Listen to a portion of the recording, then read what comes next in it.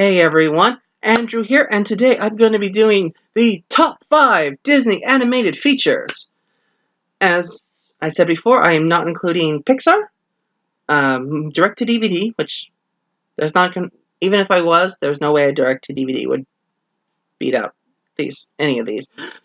And that's pretty much it. Anything that was actually released in theaters and made a big production of, I'm going to be talking about my top 5 of those.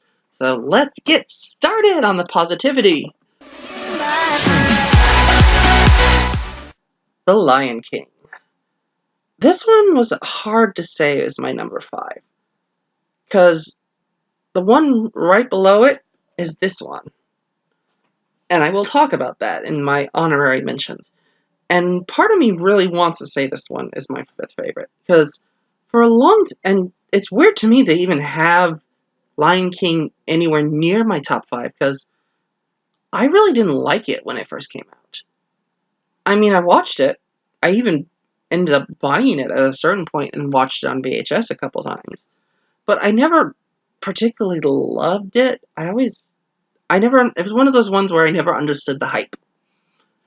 And at the time, I get it now. I've grown into it and I've grown to love it. At the time, I didn't get the hype. I loved the music. But other than that, I didn't have that strong a connection to it. And it's only through growing up with it and seeing it and having the hype die down. But with Lion King, it's like it grew on me, and it took multiple viewings of it. And this happens to me every once in a while. I had this happen with Forrest Gump. I had to watch Forrest Gump like 7 times before I really truly loved Forrest Gump.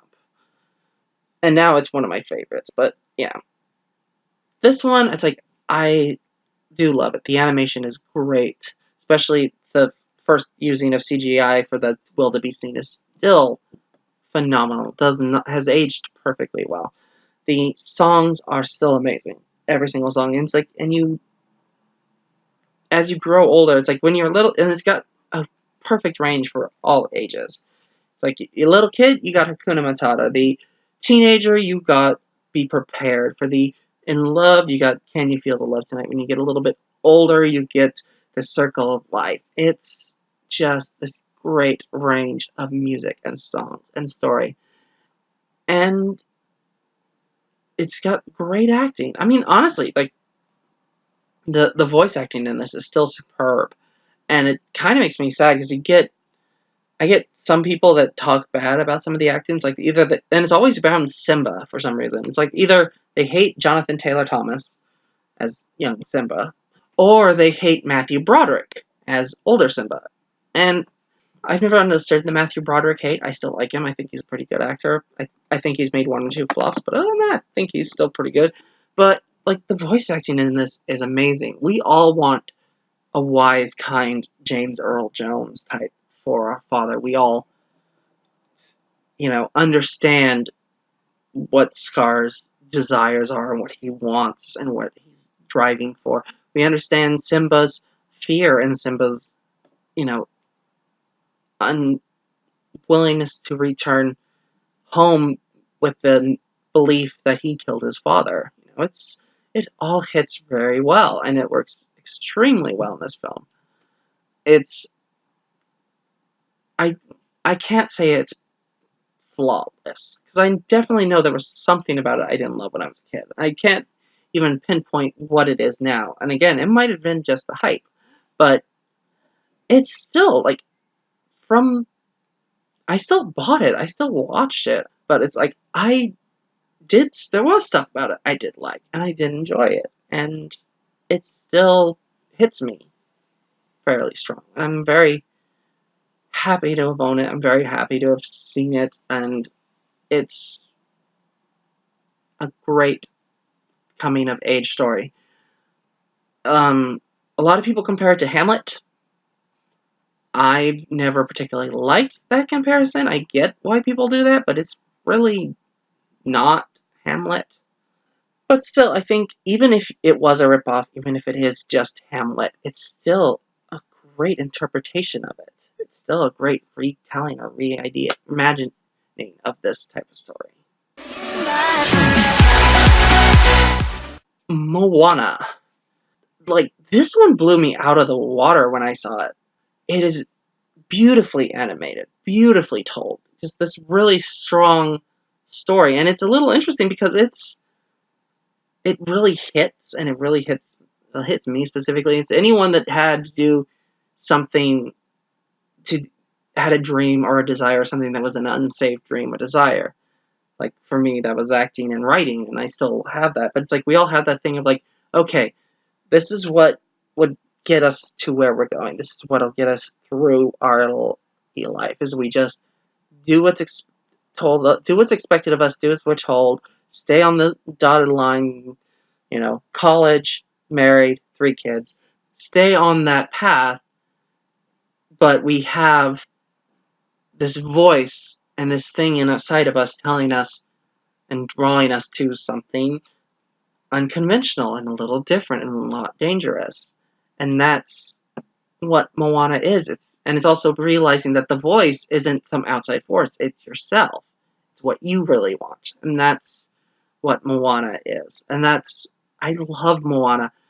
I think it's beautifully told. The animation is amazing. The songs are amazing. The only thing I've ever heard talk bad about Moana is Dwayne Johnson singing as Maui. And I don't know what everyone's complaining about. His singing's pretty good. It's not. Is it pitch perfect? Is it amazing like everyone else's? Of course not. But it sounds like The Rock. It sounds like Dwayne. It is Dwayne singing. It fits his character. It doesn't have to be flawless.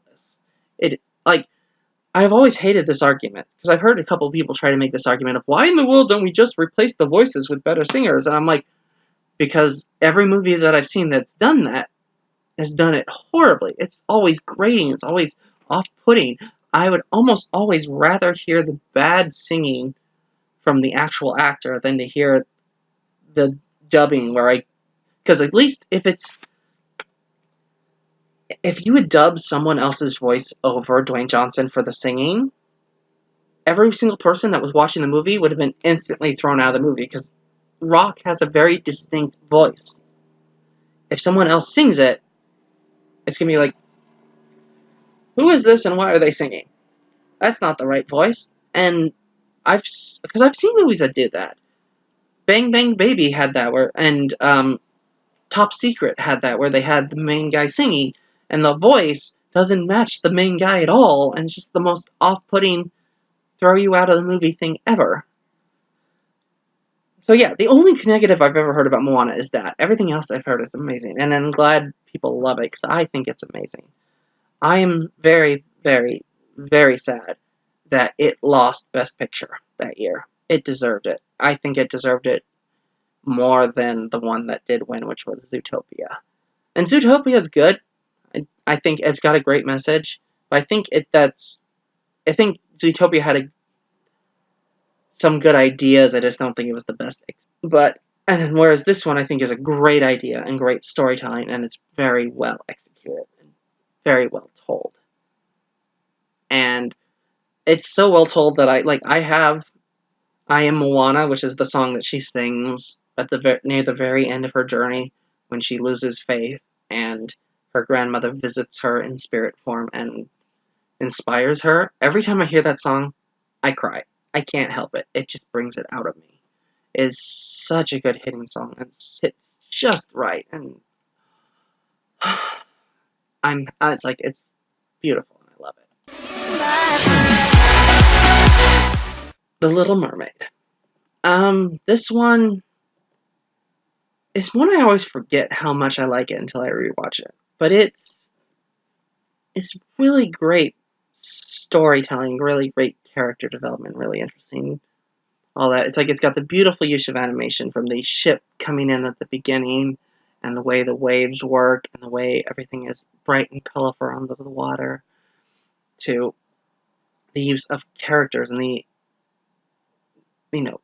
you understand everything that's going on. I think Ariel is one of the best protagonist princesses of all, because you can see everything that's going on with her. You can see all the thoughts she's going through, which is extremely good, especially when she can't speak for a good chunk of the movie. But yeah, and it's got a great villain. Ursula's an amazing villain. She works so well on multiple levels. You got Prince Eric, who's one of the first princes of this Disney thing to actually have really a personality. Aladdin has a personality, but he's the main character of his, so it's doesn't count. But Little Mermaid, yeah, that's the first time that a prince really had personality. And then, but yeah, it's just the use of singing and the use of language and storytelling, and it's like every song on that album is amazing.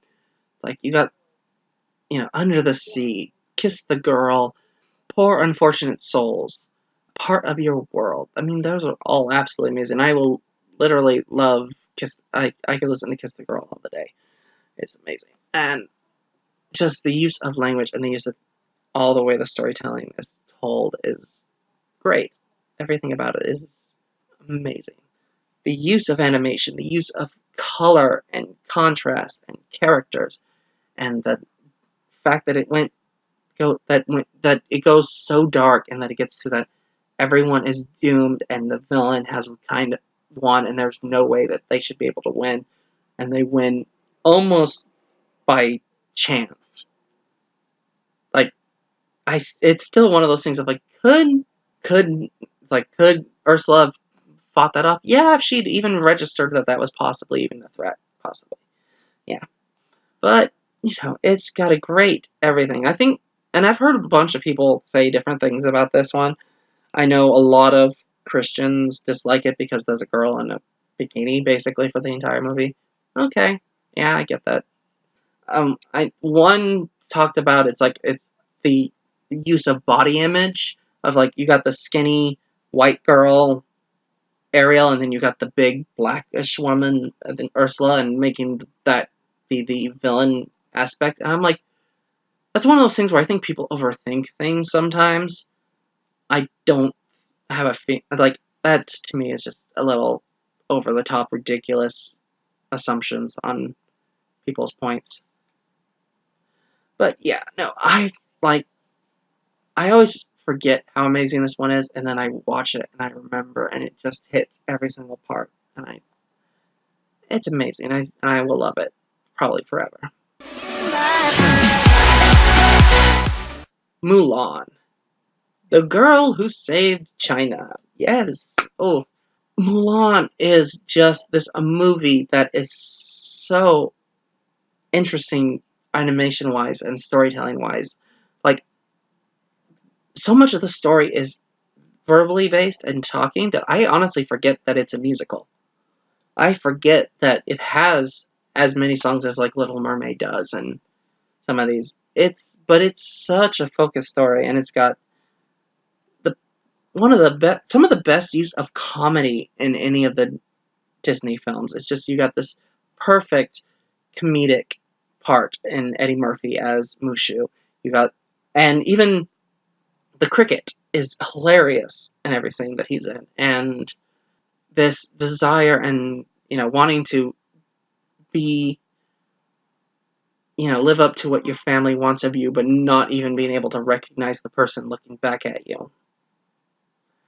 It's such a well told story, and a, a story of, and as a strong female hero who gains strength and understanding of the world through struggle. It's very well told, very beautifully animated. Honestly, one of the best animated films of all time, Disney or not. It's still just absolutely amazing. Got you got such a strong villain from this for a character who barely talks. He's just imposing and powerful, and like you get why he's a threat and why he's dangerous because it's like he doesn't need the army in the end. He's a threat by himself, and that works very well. And it's just really well told, and it's amazing. I'm like, yeah, I don't want to harp on the fact that they made direct to DVDs this because there are way worse direct to DVD Disney films than Mulan 2, but that one kind of drags this one down a little. So I'm like, if I cut that off entirely, like, this is still absolutely beautiful and absolutely amazing, and there's only one Disney animated film that I think is way better, and I'll talk about that in just a moment. But first, we have our honorable mentions. So, for starters, my number 6 would have been Nightmare Before Christmas. Love Nightmare Before Christmas. Just the use of world building and characters and story and song is just amazing.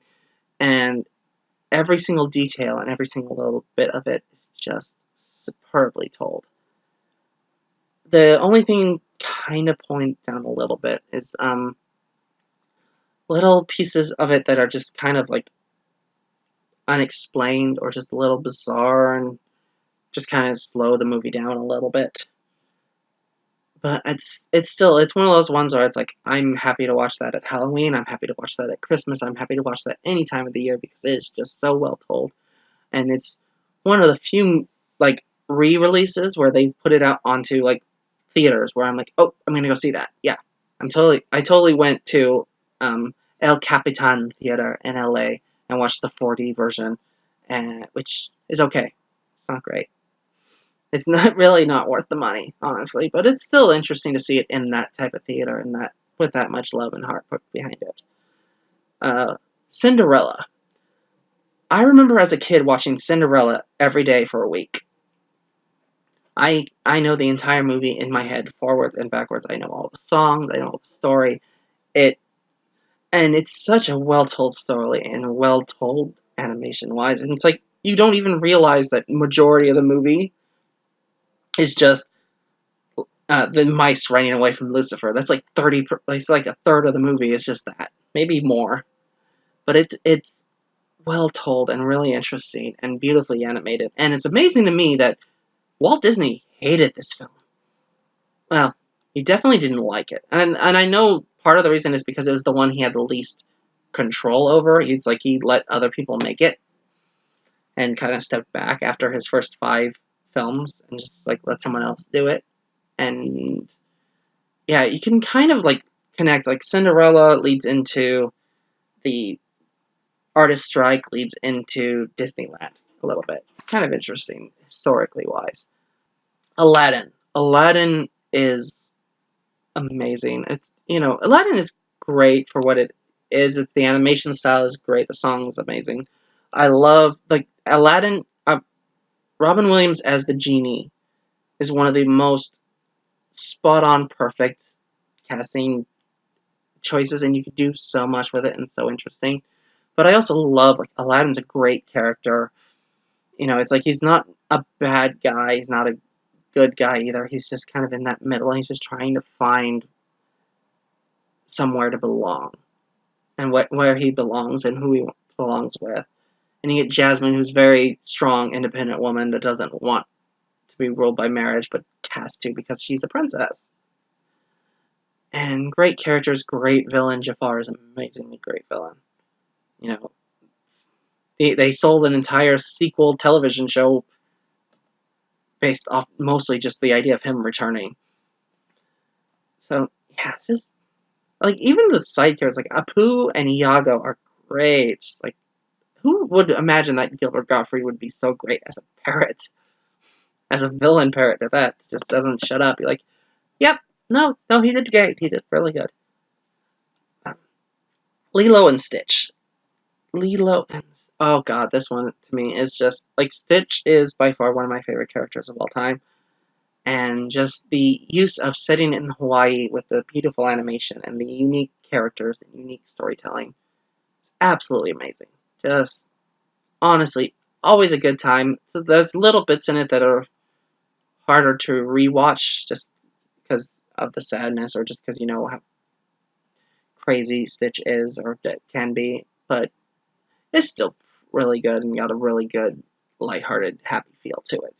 The Three Caballeros is another one of the classic ones that I love, and it's like, even though it's just a collection of shorts with a really loose narrative into it, and it's a good portion of the movie is just Donald Duck chasing after women, it's still really good, great music, great animation, and it just, a really good way of like showing off and celebrating other cultures and other parts of the world.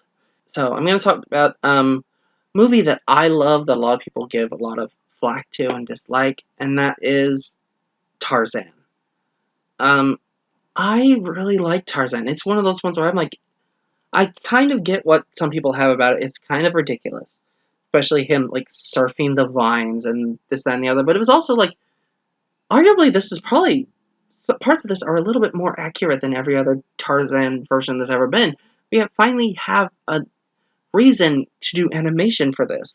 So here's the reason to do animation for this. Because if he's going to walk around like a gorilla, he needs to actually walk around like a gorilla on his knuckles. And you can't teach a human being to do that and have them do that for a movie. But you can do that in animation. Hence why animation is a good choice for this. The music is actually really good, even though sometimes it's a little on the nose.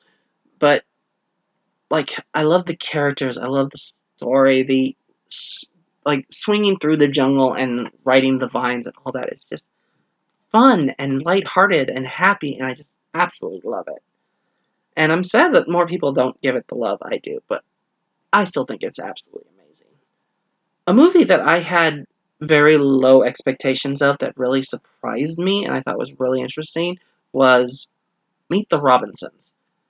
This one is definitely not one that a lot of people will talk about or even care about because it's not the most like impressive thing, but it's one of the it's one of the mid-level when they were just starting to figure out how to make 3D CGI work for Disney. That is really interesting. If you got this kid who meets up with this other kid who's from the future and sneaks aboard his hovercraft to find out, sneaks aboard his time machine and finds out, oh, you're from the future, and I am this inventor, and I built all of this. This entire world is my creation, and this huge, wild, wacky, crazy family is my family. When he's an orphan and he gets this huge family, it's just, to me, it's a really heartwarming style. And this is one of the few movies that I've ever watched in 3D that I actually thought was worth watching in 3D. And there's only one reason. There's a scene where it's raining, and they're out in the rain, and in the 3D, it actually really feels like you're in the rain. And it's one of the few times where I've ever been like happy I bought 3D because it's like, oh, this is amazing. And the story is fairly simple, but I love the wide range of cast of characters, the uniqueness of the story, the message of the story. Where the entire story is that you never stop trying, never forget to do things, and always keep moving forward. Took a simple, sane, simple lesson from Walt Disney and made a movie, a really interesting, really good movie around it. So yeah, I would say that's one that I was surprised by, and I wish more people gave the love it deserved. But anyway, moving on to my number one animated Disney film is Beauty and the Beast. Yeah, it's like a little obvious on that one, but it won Best Picture for a reason. It's absolutely amazing. Like, I don't even have to explain why it's the best animated film. From the storytelling, to the color, to the animation, to the acting, to the singing, to the performances, to the use of 3D animation within the 2D realm, to the character development. And there's a lot of videos out there that will compare, like, the live action one that just came out a few years ago and then this one, and how horribly butchered the live action one is. And yeah, it is. It's a horrible butchering of it, somewhat. Because they tried to add stuff to something that's basically flawless. Like, the only thing that anyone can even nitpick it is like, he was only 12 when he got turned into the Beast. Was that unfair? And like, why didn't anyone remember that their ruler, monarch, disappeared? It's like, but those are like the smallest, nitpicks of a flawless quilt. It's like, it's just absolutely amazing. Like, no, I don't think Disney's ever going to be public. It's like, and it has such a great legacy and such a great history. It's the only animated film to ever win Best Picture. It is the entire reason why there is now a Best Animated Picture op selection in the Oscars, because they didn't want to risk another animated film winning. So, so they made that. I mean, that forever. Like you never will never forget Beauty and the Beast. Beauty and the Beast will always be amazing. Yeah, no, Beauty and the Beast is an absolutely beautiful, amazing film. Highly recommend, highly love, will love forever. Like, Belle is my favorite character Disney's ever come up with. And it's like, other people, like, one of the other things I hear people talk about is Stockholm Syndrome. Yeah, no, there's no Stockholm Syndrome in Beauty and the Beast. She's allowed to leave whenever she wants. She's there by choice. She stays by choice.